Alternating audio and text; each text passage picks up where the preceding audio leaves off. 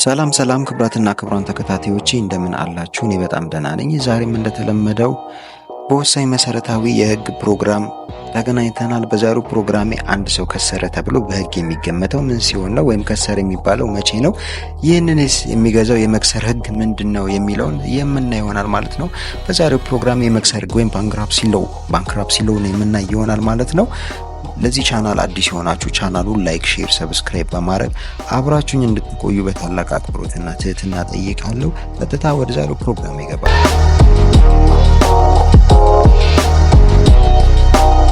በመጀመሪያም የመክሰር ህግ ምንድነው የሚለውን እንይ። የመክሰርስ ህግ ወደ አገራችን እንዴት ገባ?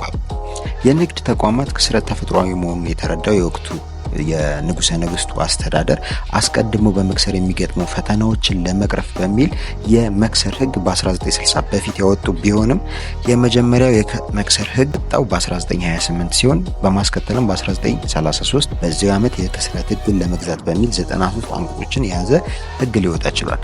ይህን ህግ በ1960ዎቹ በድጋሜ በማሻሻል በአጠቃላይ የመክሰር ህግ መክሰራቸውን በሚመለከት ነጋዴዎች በሆኑ ሰዎችና የአሽሙር ማህበራት ከሆኑ በቀር በንግድ ድርጅቶች ማህበሮች ላይ ሁሉ የሚፈጸም የመክሰር ሁኔታ የሚገዛ ህግ ሊወጣ ችሏል። በ1960ዎቹ አካባቢ ማለት ነው። ይህ ባንክራፕሲ ሎው የሚባለው ከአሽሙር ማህበራት ውጭ ያሉትን የንግድ ማህበራትን የመክሰራቸውን ሁኔታ የሚገዛ የመክሰር ህግ ይባላል ማለት ነው። አንድ ነጋዴ ከሰረ የሚባለው እንዴት ነው? የሀገራችን የ1952 የንግድ ህግ ቁጥር 969 ስለ መክሰር የሚያስፈልግ ሁኔታ በሚል ስር ማንኛውም ከንግድ ጋር የተያዘ ሰው እዳውን መክፈል ያቋረጠና መክሰሩን በፍርድ የተወሰነ ሁሉ የከሰረ ሆኖ የሚቆጠር ነው በማለት ይደነግጋል። ከዚህ ትርጓሜ መገንዘብ እንደሚቻለው መክሰር እዳን ለመክፈል ካለመቻልና ይሁን በፍርድ ቤት ከስሯል የሚል ውሳኔ ሲሰጥበት ነው አንድ ሰው ከስሯል ሊባል የሚችለው ማለት ነው። አንድ ሰው እዳውን መክፈል አለመቻሉ ብቻ እንደከሰረ እንደሚያስቆጥረው ከስሯል ብሎ የመወሰንም ስልጣን ለመደበኛ ፍርድ ቤት የተሰጠ መሆኑን ነው ማለት ነው። ስለዚህ ልክ የወራሽነት ፍርድ ቤት ሄዳችሁ እንደምታረጋግጡ ሁሉ ወይም ደግሞ ፍቺ የሚፈቀደው በፍርድ ቤት እንደሆነ ሁሉ አንድ ሰው ከስሯል ለመባልም በፍርድ ቤት ከስሯል የሚል የመክሰር ውሳኔ ሊሰጥ ያስፈልጋል ማለት ነው። የመክሰር ስነ ስርዓት እንዴት ነው የሚከፈተው? በፍርድ ቤት ከስሯል የሚል ውሳኔ የሚከፈተው ሂደት የሚከፈተው የአቤቱታ እንዴት ነው የሚለውን ለማየት እንሞክር። በአዲሱ የንግድ ህግ አንቀጽ 705 መሰረት የመክሰር ስነ ስርዓት የሚከፈተው ክፍያዎችን ያቋረጠ ባለ ዕዳ አቤቱታ ሲያቀርብ ነው። ባለ ዕዳው መልሶ የማደራጀት ስነ ስርዓት ለመክፈት አስቀድሞ አቤቱታ ያቀረበ ካልሆነ በስተቀር ክፍያዎችን ያቋረጠው ባለ ዕዳ በጣም ቢዘገይ በ45 ቀናት ውስጥ የመክሰር ስነ ስርዓት ለመክፈት ለፍርድ ቤት አቤቱታ ማቅረብ አለበት።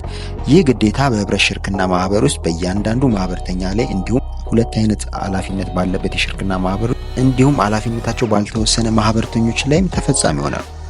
ጊዜው ያልሞላና ኢኮኖሚ ወይም የፋይናንስ ችግር በተጨባጭ ያጋጠመዋል ተብሎ የሚጠበቅ ባለዕዳ ሲያመለክት ብቻ ነው ይህ የመክሰር ስነ ስርዓት የሚከፈተው ከስር ያለው በሚለው ባለዕዳ አማካኝነት ማለት ነው። ባለዕዳው የቅርብ ጊዜ የሂሳብ መግለጫዎቹን የገንዘብ ችግሮቹን ሁኔታ የሚፈቱበት መንገድ የሚያስረዳ ጽሁፍ እንዲሁም የገንዘብ ፍሰት ቅድመ ትንበያ ኪሳራን ለሚመለከተው ፍርድ ቤት የሚያቀርብ ሲሆን ፍርድ ቤቱ አስፈላጊ ናቸው ብሎ የሚያምናቸው ሌሎች ማናቸው ሰነዶችና መረጃዎችን ባለዕዳው እንዲያቀርብ ትዕዛዝ ሊሰጥ ይችላል። ወይም ደግሞ እንደ ባንኮችና የታክስ ባለስልጣናት አካላት ያሉ ሶስተኛ ወገኖች እንዲያቀርቡ ትዕዛዝ ሊሰጥ ይችላል ማለት ነው። አስገዳጅ የሆኑ የኢትዮጵያ ህጎች እንደተጠበቁ ሆነው ዕዳን መልሶ የማዋቀር የባለዕዳው ንብረቶችና ዕዳዎችን ሌሎች ማናቸውም የባለዕዳው ካፒታል መዋቅር ክፍል አወቃቀር ሁኔታዎችን መዋቅር መቀየር ወይም የንግድ ስራውን ንብረቶች ወይም ክፍሎች ወይም አጠቃላይ የንግድ ስራ እንቅስቃሴውን በመንቀሳቀስ ላይ እንዳለ የንግድ ስራ መሸጥ እንዲሁም አስፈላጊ የሆኑ ማናቸውም የስራ ሂደት ለውጦችን ማድረግ ወይም ከነዚህ ውስጥ የተወሰኑትን ወስዶ ማቀናጀት ሊያካትት ይችላል ማለት ነው። የመክሰር ስነ ስርዓት በማን ይከፈታል? ማን ነው መከሰር ያለው ብሎ ፍርድ ቤት ላይ የመክሰር ስነ ስርዓት ማቅረብ የሚችለው? ከባለዕዳው ጋር በአንድነትና በተናጠል ኃላፊ የሆኑ ሰዎች የመክሰር ስነ ስርዓትን መክፈት ይችላሉ። በባለዕዳው ላይ ጊዜያዊ የደረሰና መከፈል ያለበት ክፍያ ጥያቄ ያላቸውም አንድ ወይም ከዛ በላይ ገንዘብ ጠያቂዎች እንደዚሁ የመክሰር ስነ ስርዓትን መክፈት ይችላሉ። ከመክሰር ስነ ስርዓት ውጪ ባለ ዕዳውን ንብረት እንዲያጠራ የተሾመ የንብረት አጣሪም ካለ እንደዚሁ የመክሰር ስነ ስርዓቱን መክፈት ይችላል ማለት ነው። ባለዕዳው የንግድ ስራ ማቋረጡን ባለዕዳውን ከሚመለከት ወንጀል ስነ ስርዓት ግልጽ በሚሆንበት ጊዜ ማናቸውም አቃቤ ሕግ አቤቱታ የሚያቀርቡበትም ጊዜው እንዲሁ ሊከፈት ይችላል ማለት ነው የመክሰር ስነ ስርዓት። በተጨማሪም ባለዕዳው ላይ በመካሄድ ላይ ባለ ስነ ስርዓት የተነሳ ባለዕዳውን ክፍያዎችን ያቋረጠ መሆኑን ግልጽ በሚሆንበት ጊዜ ፍርድ ቤት በራሱ ተነሳሽነትም የመክሰር ስነ ስርዓትን ሊያስጀምር ይችላል ማለት ነው። ስለዚህ የመክሰር ስነ ስርዓት በእነኚህ ግለሰቦች ሊከፈት ይችላል ማለት ነው።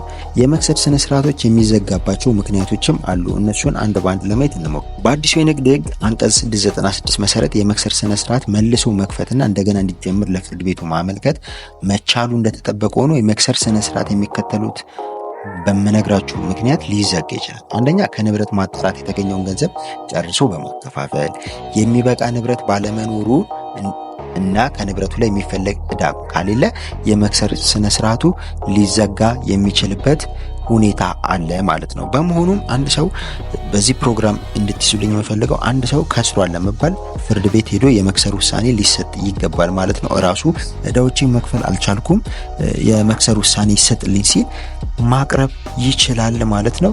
ይህ የመክሰር ሕግ ለብዙዎቻችን አዲስ ይሆናል። ነገር ግን በ1960ዎቹ አካባቢ ከፍትሐ ብሔር ሕጉ ጋር አንድ ላይ አዳፕት የተደረገ ባንክራፕሲ ሎው የሚባል ኮዲፋይድ የሆነ ሕግ አለ። ስለዚህ የመክሰር ስነ ስርዓት በራሱ ሕግ አለው ማለት ነው። ከስር ያለው ደይን መክፈል አልቻልኩም አለ አንድ ነጋዴ ወይም የንግድ ማህበራት በፍርድ ቤት ሄዶ የመክሰር ውሳኔ ሊያሰጥ ይችላል ማለት ነው። ለዛሬ ያስኩላችሁ ፕሮግራም ይህንን ይመስላል። በቀጣይ ሌላ መሰረታዊ የሕግ ፕሮግራም እስከምንገናኝ መልካም ጊዜ